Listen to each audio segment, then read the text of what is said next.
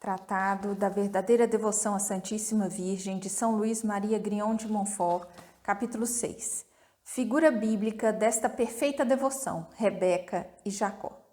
De todas as verdades que acabo de descrever em relação à Santíssima Virgem, a seus filhos e servidores, o Espírito Santo nos dá, na Sagrada Escritura, uma admirável figura na história de Jacó, que recebeu a bênção de seu pai Isaque, graças aos cuidados e à engenhosidade de Rebeca, sua mãe.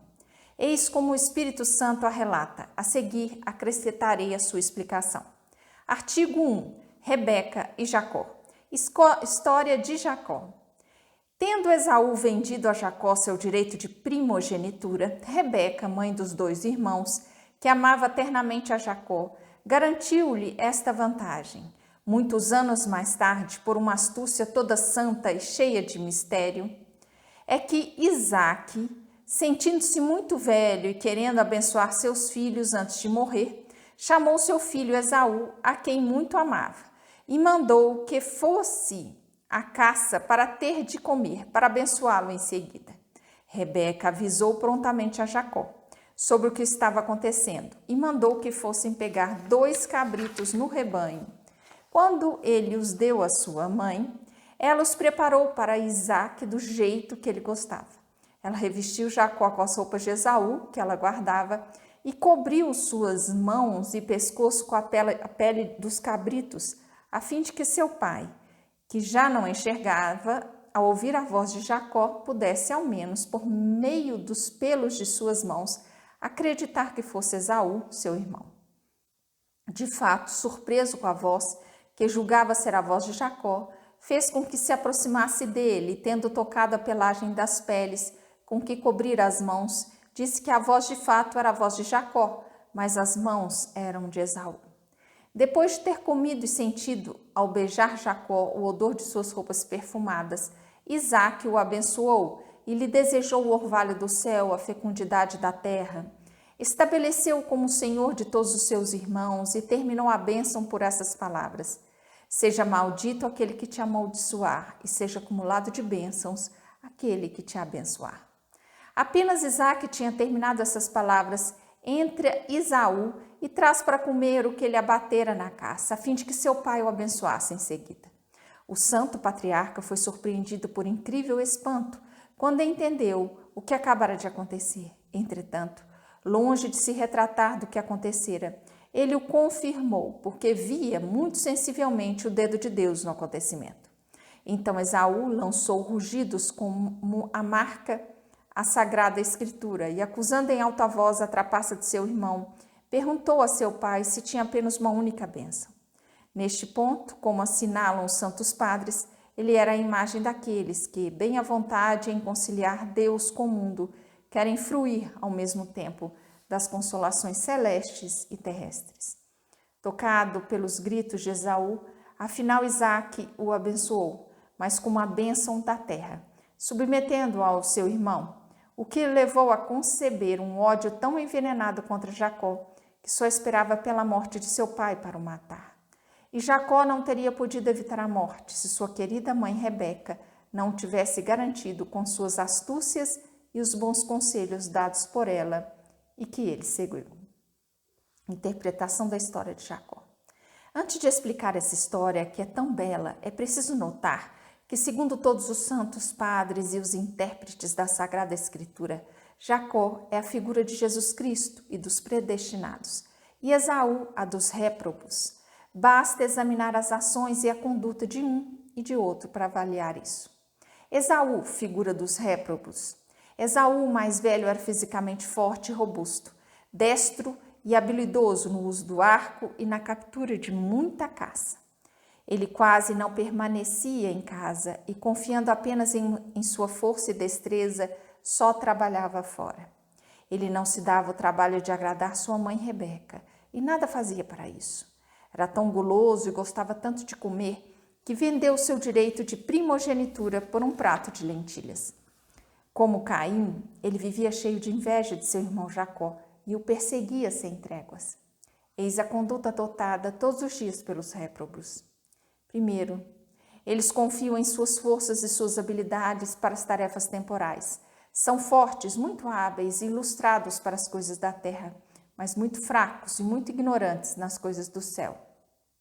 É por isso que, segundo, eles não permanecem ou ficam muito pouco em sua própria casa, isto é, em seu interior, que é a casa íntima e essencial que Deus concedeu a cada homem para ali morar. A seu exemplo, pois, Deus permanece sempre em sua casa. Os réprobos não amam o retiro nem a espiritualidade, nem a devoção interior, e tratam como espíritos acanhados, beatos e selvagens, aqueles que são interiorizados e retirados do mundo, e que trabalham mais no interior do que no exterior.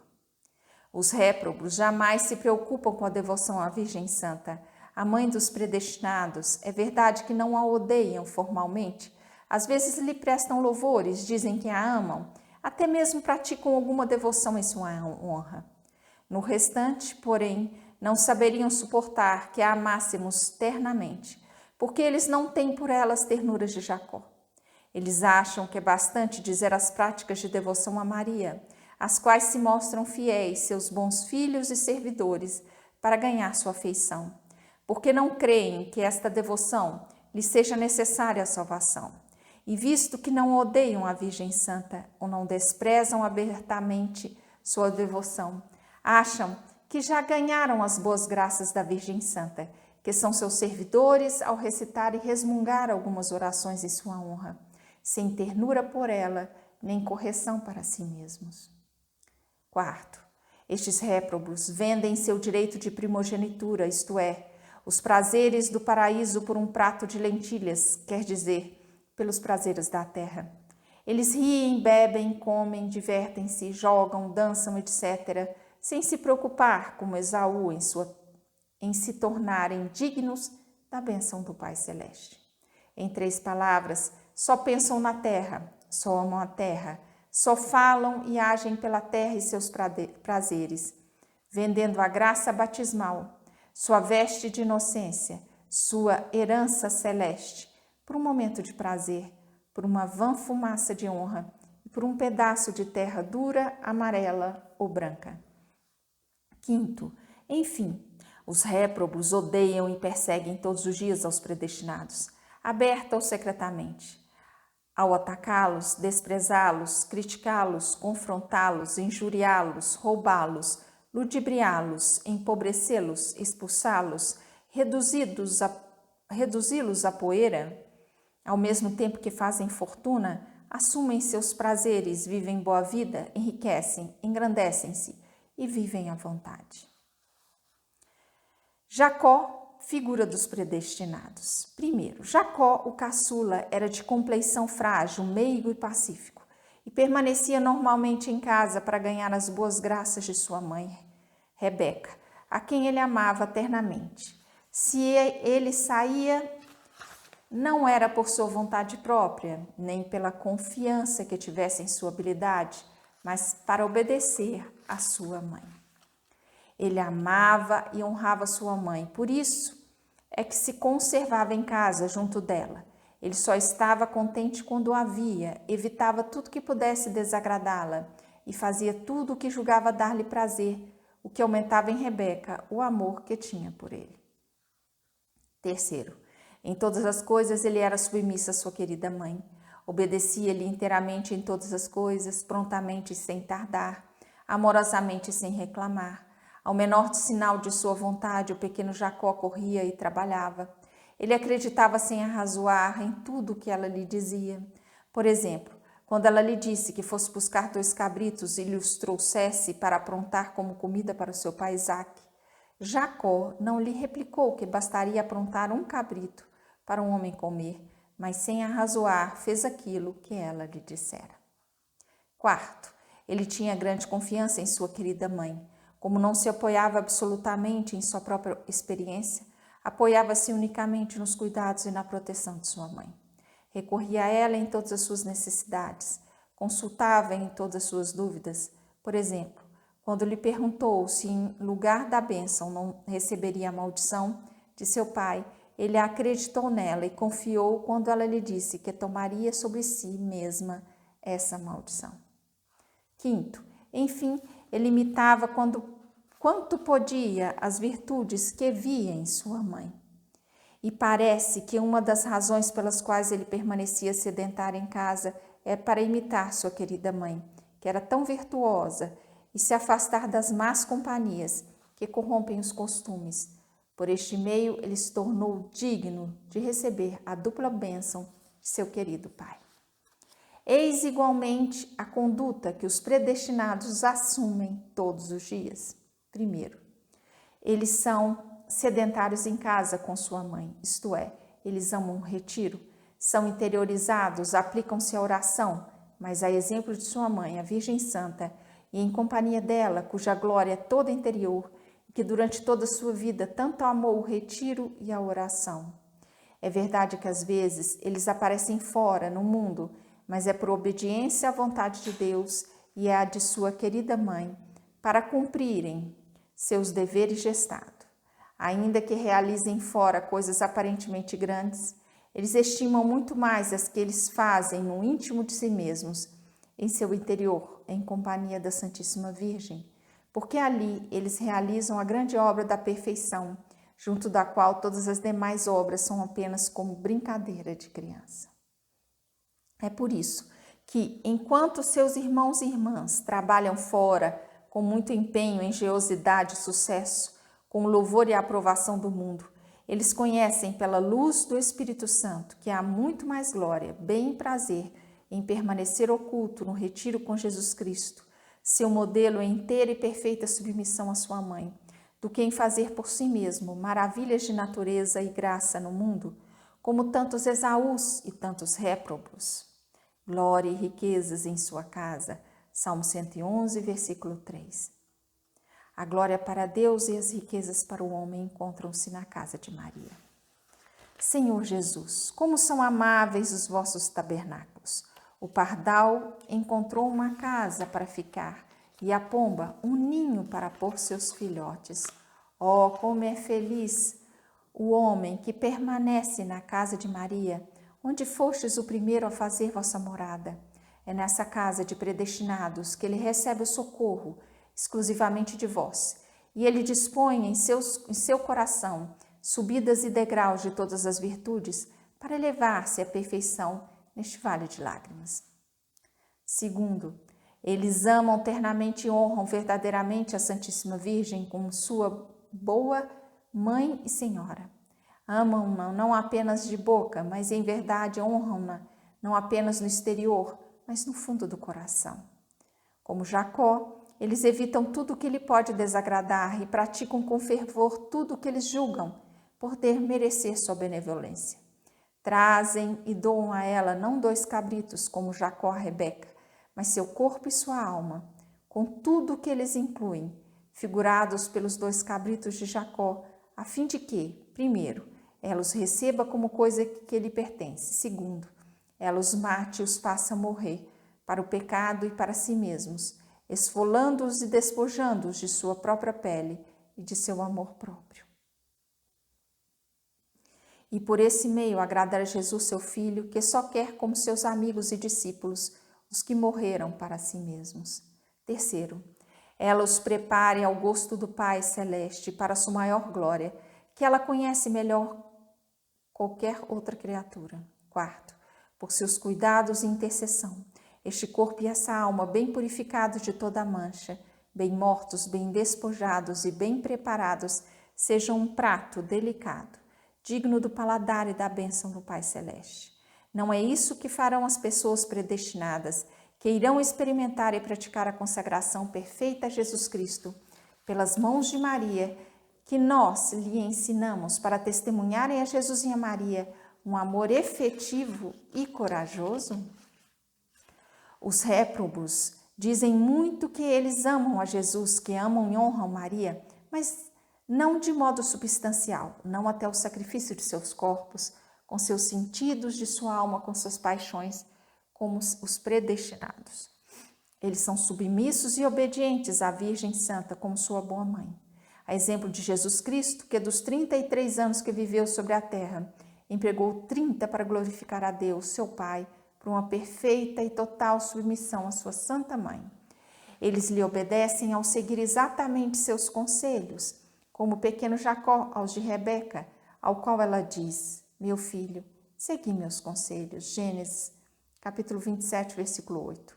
Ou como os convidados das bodas de Caná, aos quais a Santa Virgem diz: fazei tudo o que o meu filho vos disser. João, capítulo 2, versículo 5. Por ter obedecido a sua mãe, Jacó recebeu a bênção como por milagre, ainda que naturalmente ele não devesse tê-la.